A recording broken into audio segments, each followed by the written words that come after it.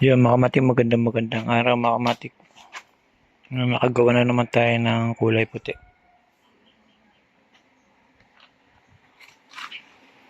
Ayan, yan yung bagong gawa natin mga kamatik na yari sa plastic at sa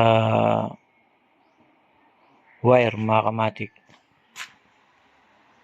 Sa alambre.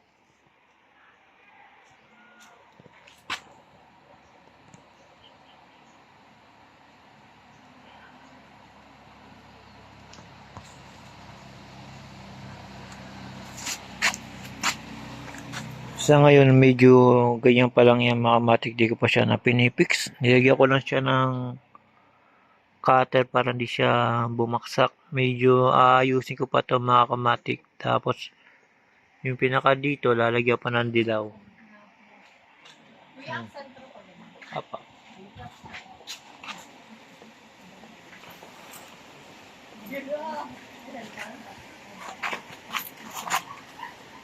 Yan, ito ngayon yung bagong gawa natin mga kamatik.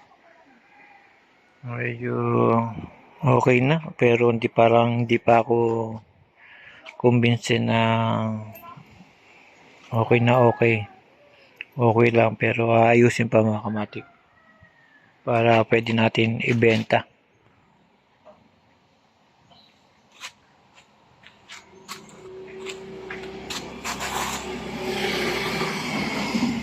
Ayan mga kamatik, papakita ko din yung kulay blue.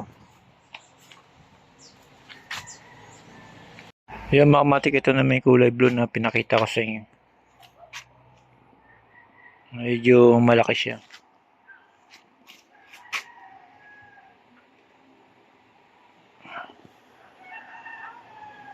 Kumpara sa puti.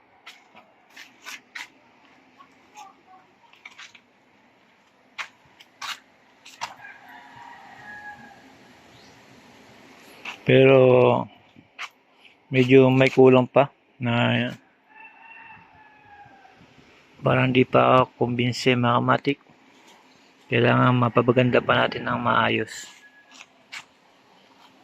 Ito ang ginawa ko mga kamatik.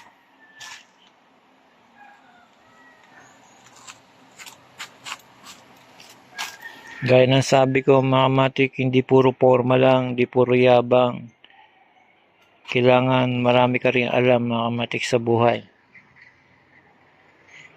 Para naman kayang-kaya mo iangat sarili mo. Kahit wala kang trabaho, kayang-kaya mo makahanap o makagawa ng isang bagay na pwede siyang pagkaperahan.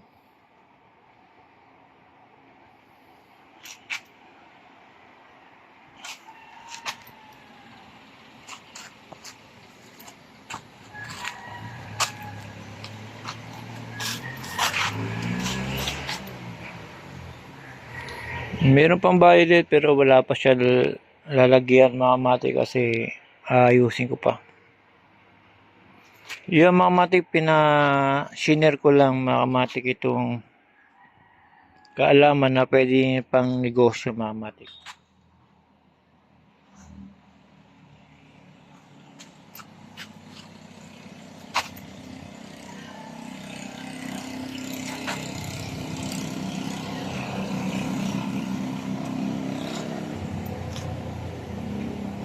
Hanggang dito na lang mga kamatik. Salamat.